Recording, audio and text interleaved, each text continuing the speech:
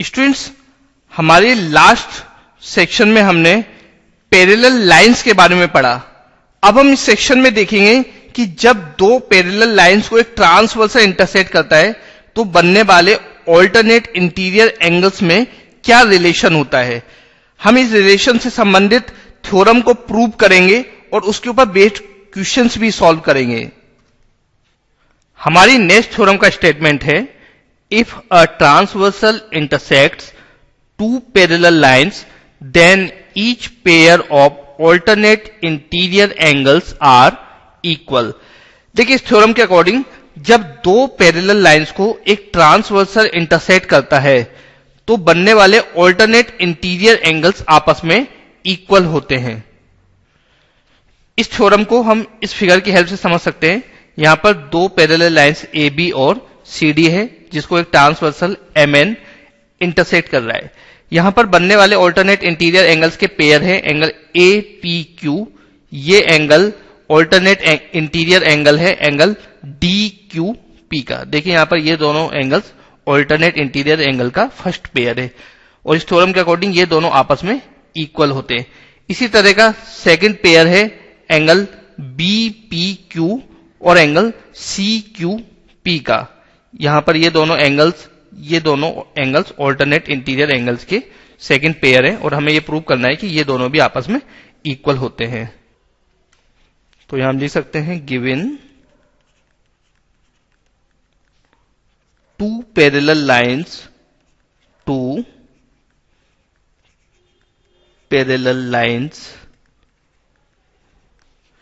AB and CD and a transversal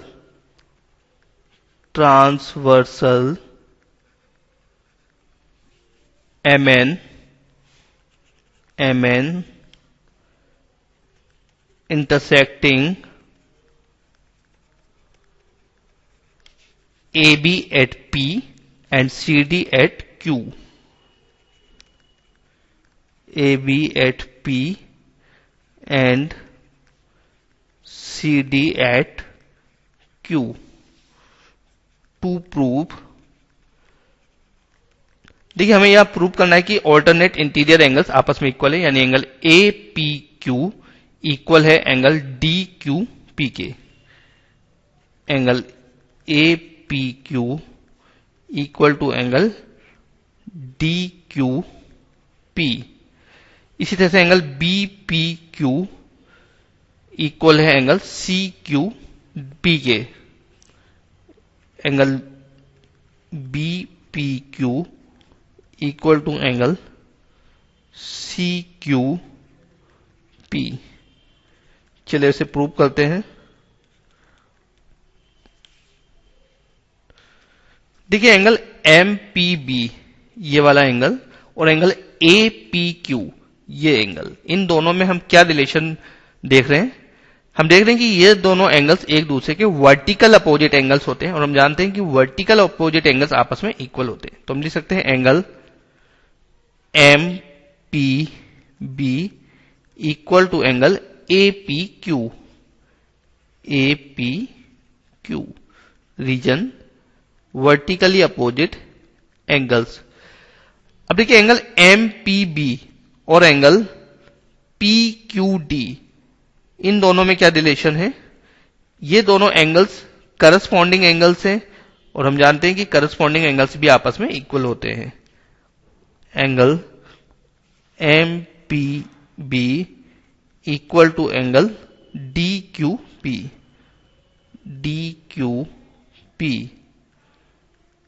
corresponding angles.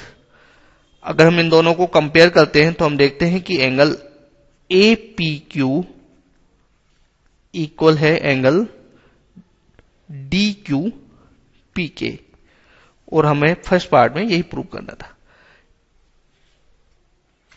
इसी तरह से देखिए एंगल APM ये वाला जो एंगल है, एंगल APM और एंगल BPQ ये एंगल, ये दोनों एंगल्स भी एक दूसरे के वर्टिकल अपोजिट एंगल्स हैं, तो ये आपस में इक्वल होंगे।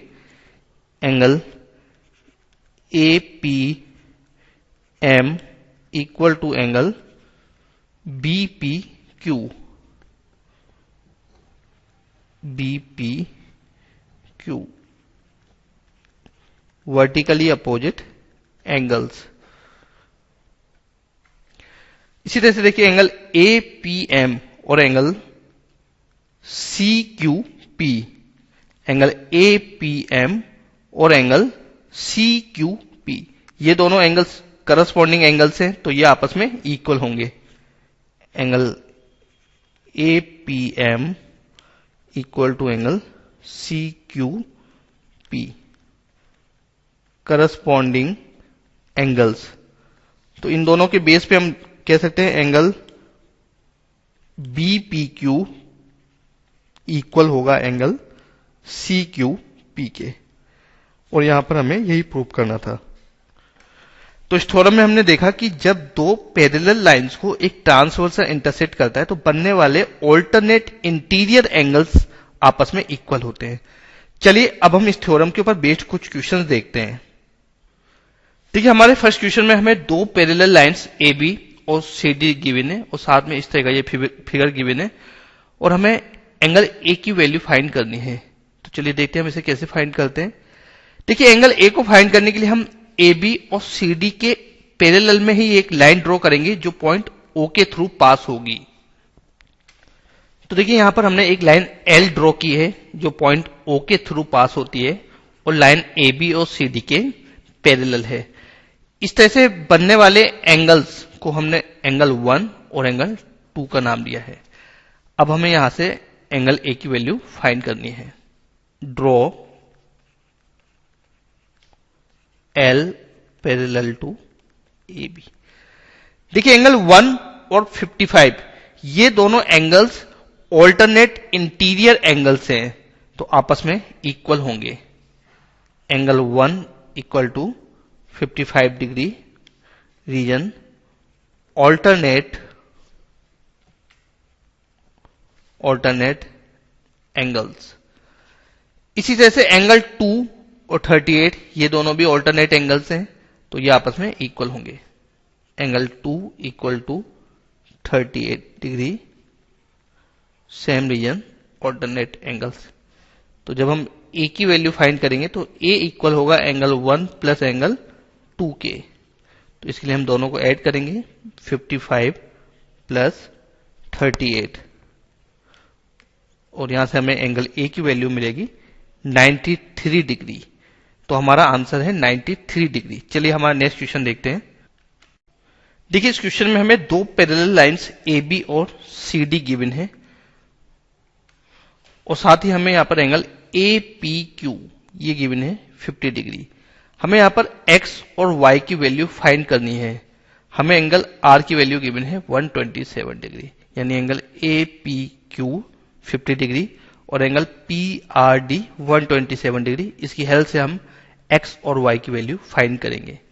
तो देखिए स्टूडेंट से हम देख रहे हैं कि एंगल ए पी क्यू और एंगल पी क्यू आर जिसकी वैल्यू है एक्स, ये दोनों एंगल्स एक दूसरे के ऑल्टरनेट इंटीरियर एंगल्स हैं, तो ये दोनों आपस में इक्वल होंगे। Angle P Q R equal to angle A P Q, angle A P Q reason alternate angles. Angle P Q R इसे हमने रिप्रेजेंट किया है एक्स से।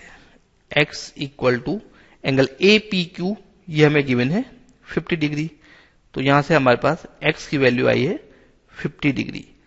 अब हमें वाई की वैल्यू फाइंड करनी है। देखिए यहां पर angle A P R, angle A P R और एंगल पी आर डी, ये दोनों एंगल्स ऑल्टरनेट इंटीरियर एंगल्स हैं। Angle A P R equal to angle P R D alternate angles. Angle A P R, देखिए angle A P R ये दो angles में divide है जिनकी वैल्यूज है 50 और y। तो इसे हम लिख सकते हैं 50 plus y equal to angle A R D. Angle A R D की वैल्यू है 127 डिग्री, इसे हम पुट करेंगे 127 और फिर यहां से हम सॉल्व करके एंगल y की वैल्यू फाइंड करेंगे 127 माइनस 50। तो एंगल y की वैल्यू आई है 77 डिग्री और यही हमारे आंसर्स हैं। चलिए अब हम अपना नेक्स्ट क्वेश्चन देखते हैं। हमारा नेक्स्ट क्वेश्चन है AB is parallel to CD, EF is perpendicular on CD and angle GED equal to 126 degree. Find angle AGE, angle GEF and angle FGE. तो देखिए यहां पर दो लाइंस AB और CD आपस में पैरेलल है और एक लाइन EF ये परपेंडिकुलर है लाइन CD के ऊपर। हमें गिवन है एंगल GED, ये एंगल इसकी वैल्यू है 126 डिग्री और हमें एंगल AGE, एंगल GEF और एंगल FGE फाइंड करने हैं।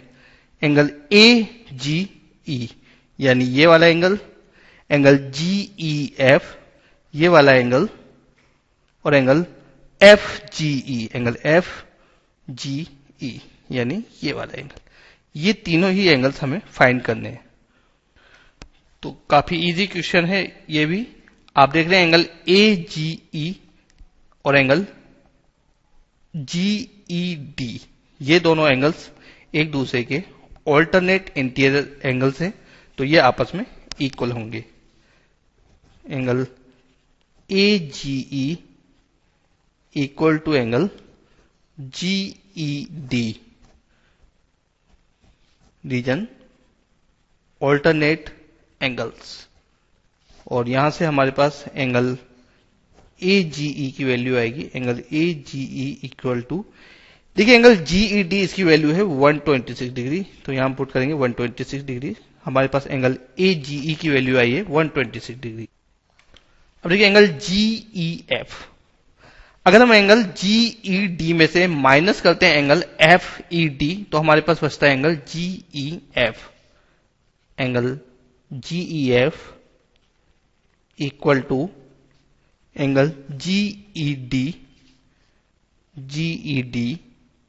Minus angle FED।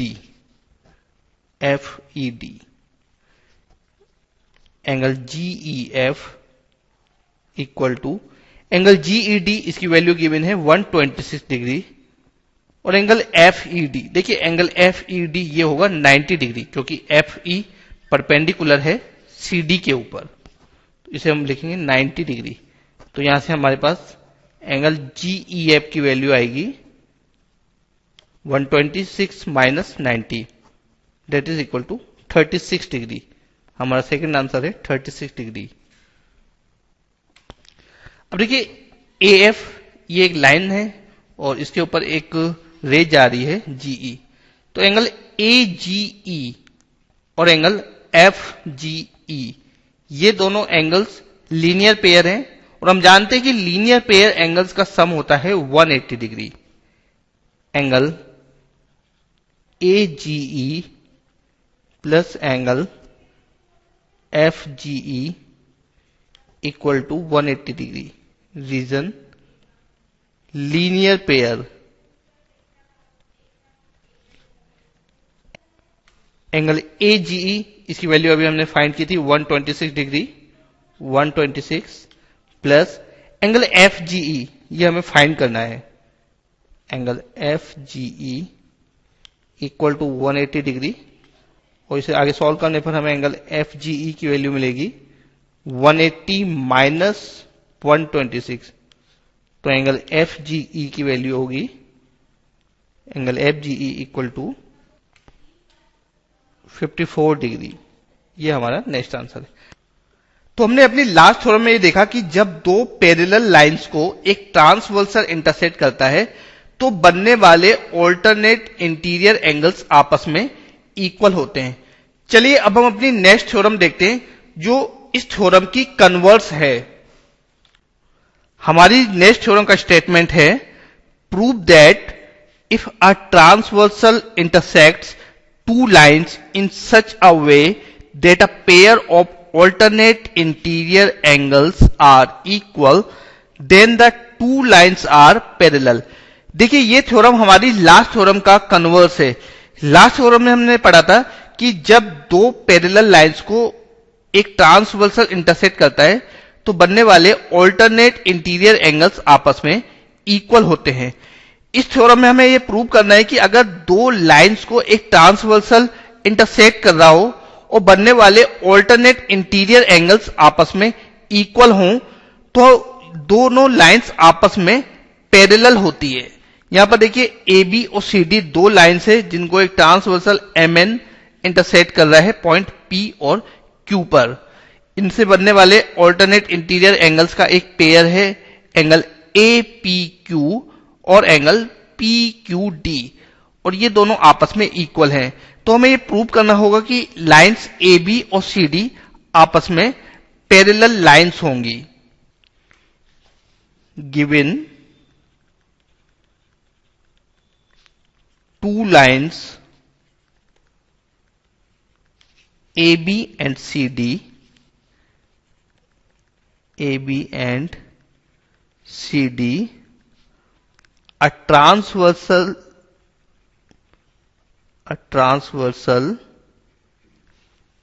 MN intersecting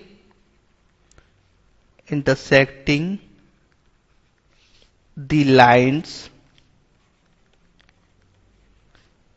at P and Q, such that angle APQ equal to angle PQD.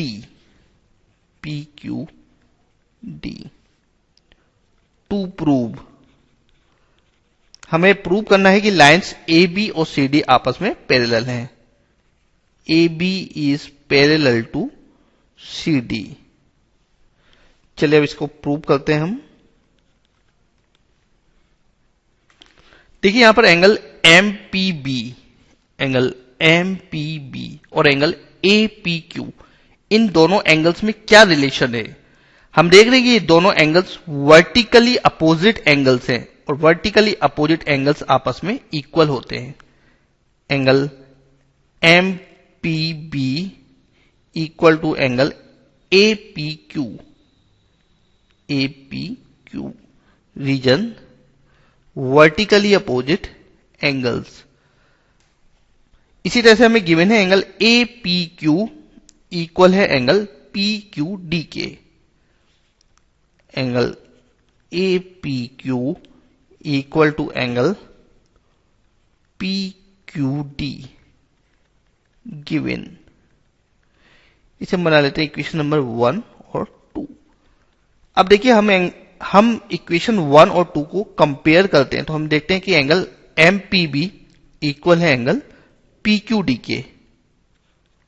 From equation 1 and 2 angle MPB equal to angle PQD, angle MPB equal है angle PQD के, यानी ये दोनों angles equal हैं।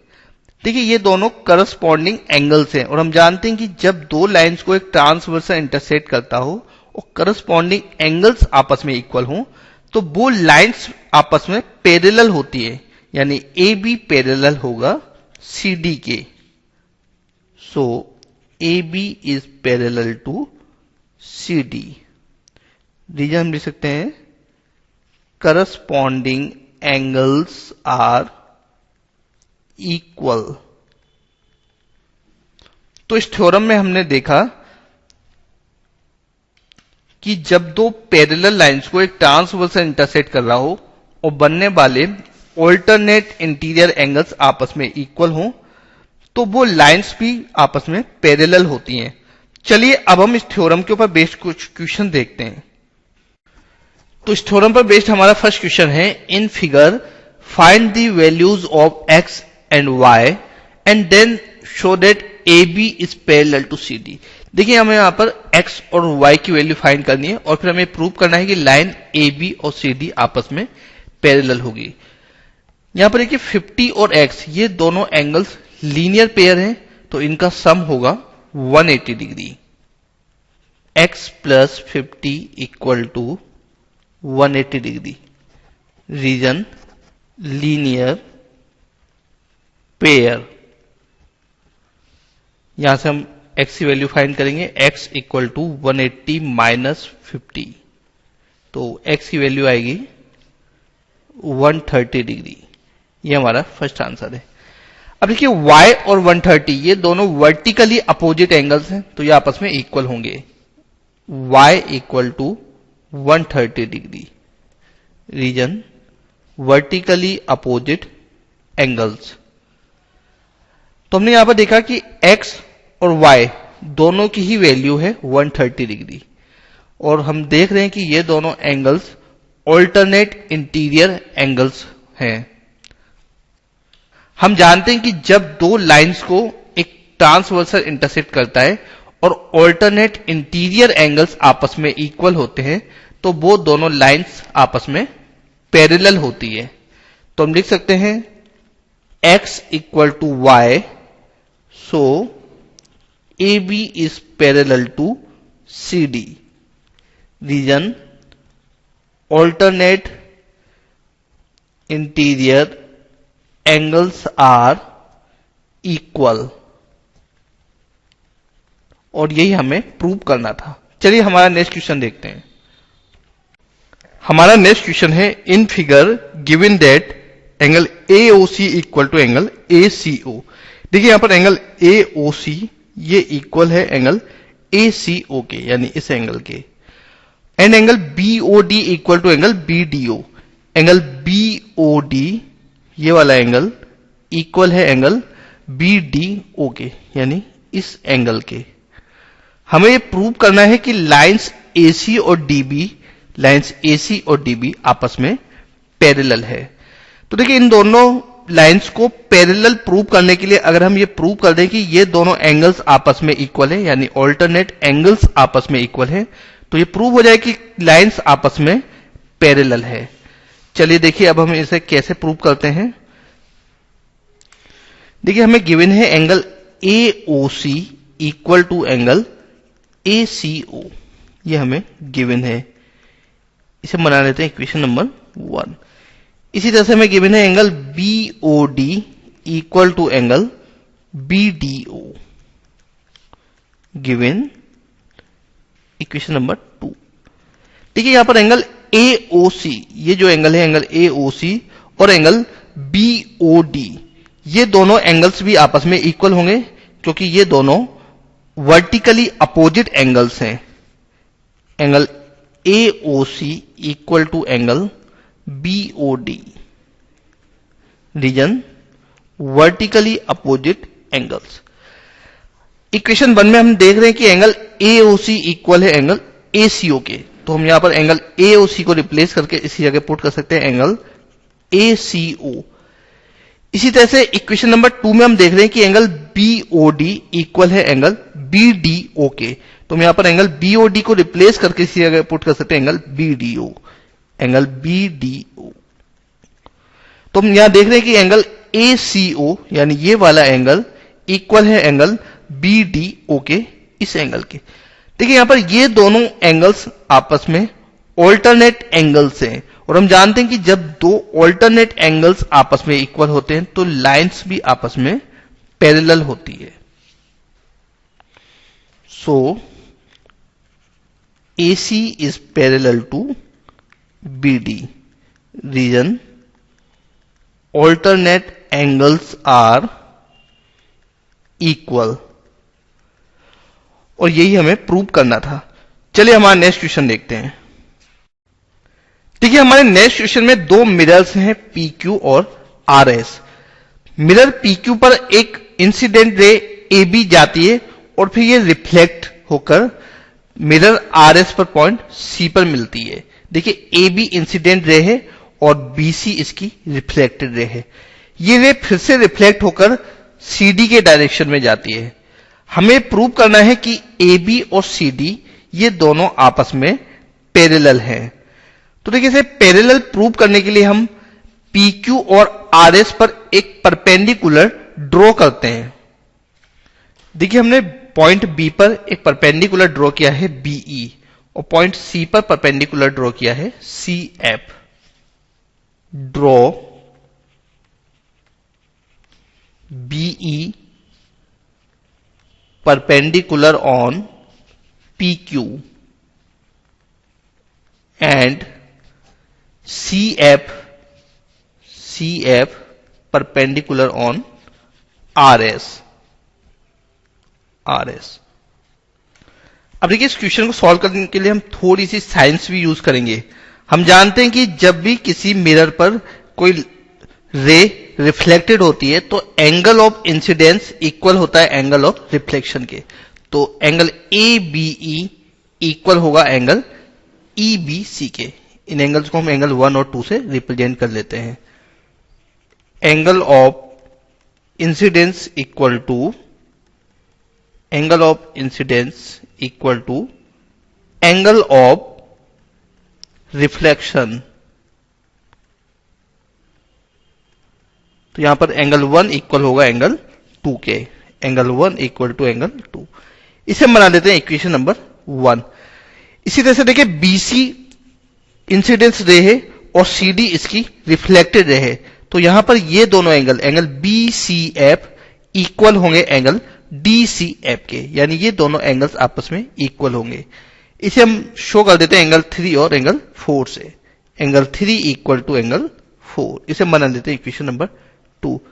अब देखिए हमें given है कि PQ और RS ये दोनों लाइंस आपस में पैरेलल है और साथ ही BE और CF ये दोनों परपेंडिकुलर हैं PQ और RS के। तो हम कह सकते हैं BE और CF ये दोनों लाइंस भी आपस में पैरेलल होगी।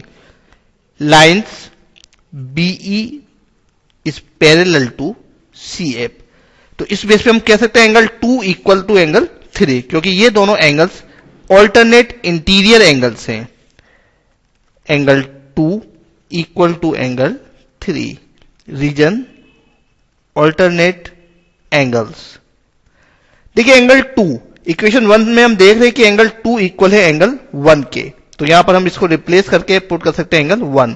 और इसी तरह से एंगल 3 इक्वेशन 2 में हम देख रहे हैं कि एंगल 3 इक्वल है एंगल 4 के। तो इसकी जगह हम पुट कर सकते हैं एंगल 4। तो एंगल 1 इक्वल टू एंगल 4। इसे हम बना लेते हैं इक्वेशन नंबर 3। चलिए अब हम इसको ऐड कर देते हैं। Angle 1 plus angle 2 equal to angle 3 plus angle 4। Angle 1 plus angle 2 इसे आप लिख सकते हैं एंगल ए बी सी, क्योंकि एंगल 1 और 2 ये दोनों मिलकर complete angle A B C बना रहे हैं। Angle A B C equal to, इसी तरह से एंगल 3 और एंगल 4 इन दोनों को ऐड करने पर हमें मिलता है angle B C D. Angle B C D.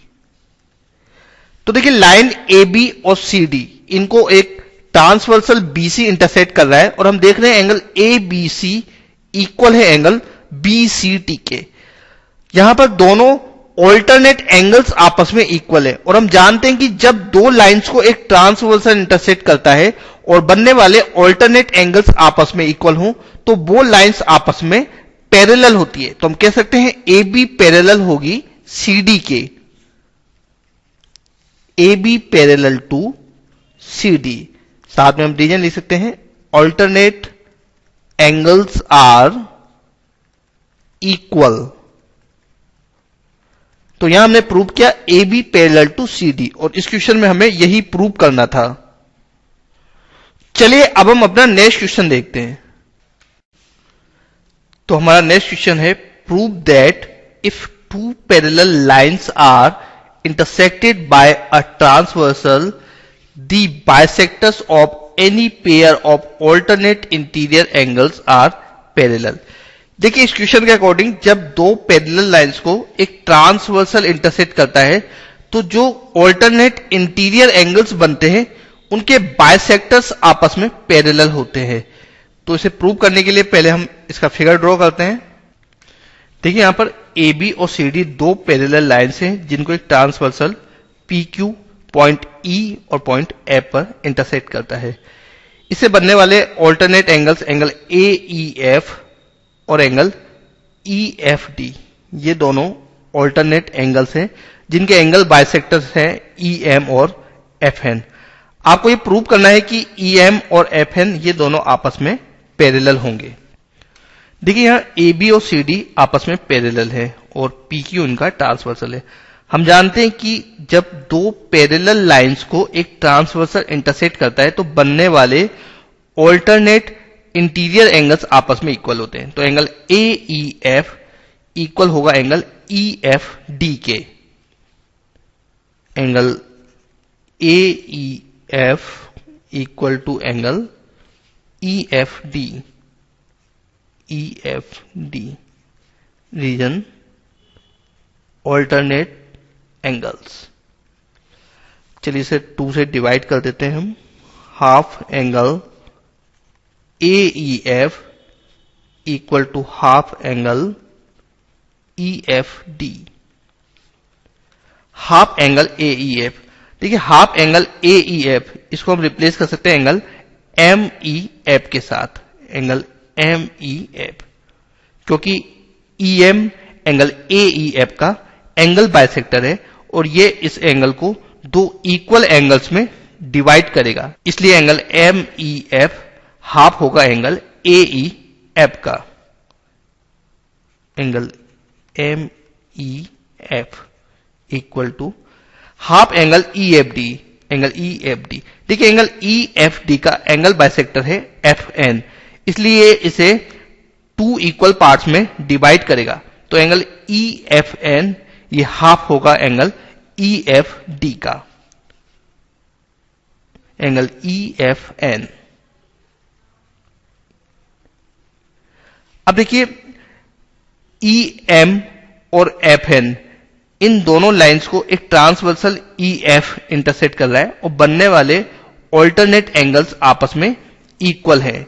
तो हम जानते हैं कि जब दो लाइंस को एक ट्रांसवर्सल इंटरसेक्ट करे और बनने वाले ऑल्टरनेट एंगल्स आपस में इक्वल हों तो वो लाइंस भी आपस में पैरेलल होती है। तो हम कह सकते हैं EM parallel to NF,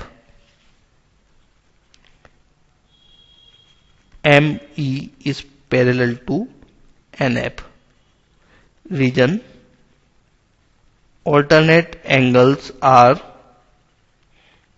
equal। और यही हमें प्रूव करना था। चलिए हमारा नेक्स्ट क्वेश्चन देखते हैं जो इस क्वेश्चन का कन्वर्स है। हमारा नेक्स्ट क्वेश्चन है, if the bisectors of a pair of alternate angles formed by a transversal with two given lines are parallel, prove that the given lines are parallel। देखिए इस क्वेश्चन को समझने के लिए हमने यहां पर एक फिगर ड्रॉ किया गया है। इस फिगर में दो लाइंस हैं AB और CD जिनको एक ट्रांसवर्सल इंटरसेक्ट कर रहा है PQ। इस ट्रांसवर्सल के इंटरसेक्ट से जो ऑल्टरनेट एंगल्स बन रहे हैं एंगल AEF और एंगल DFE, ये दोनों एंगल्स, इन एंगल्स के एंगल बाइसेक्टर हैं EM और FN और हमें ये गिवन है कि ये दोनों एंगल बाइसेक्टर्स आपस में पैरेलल हैं, यानी EM पैरेलल है FN के। हमें ये प्रूव करना है कि लाइंस AB और CD ये दोनों लाइंस भी आपस में पैरेलल होंगी। तो चलिए इसे देखते हैं हम कि इसे किस तरह से प्रूव करते हैं। देखिए यहां पर EM और FN ये दोनों आपस में पैरेलल लाइंस हैं, तो ये एंगल्स, एंगल MEF और एंगल NFE ये दोनों एंगल्स आपस में इक्वल होंगे क्योंकि ये दोनों ऑल्टरनेट एंगल्स हैं। ME is parallel to NF, so angle MEF equal to angle NFE, ये हम रीजन लिख सकते हैं ऑल्टरनेट एंगल्स। दोनों साइड में हम 2 से मल्टीप्लाई कर रहे हैं, 2 angle MEF equal to 2 angle NFE। देखिए पर एंगल MEF ये हाफ है एंगल AEF का, क्योंकि EM ये एंगल बाइसेक्टर है एंगल AEF का। तो EM एंगल AEF को 2 इक्वल एंगल्स में डिवाइड करेगा।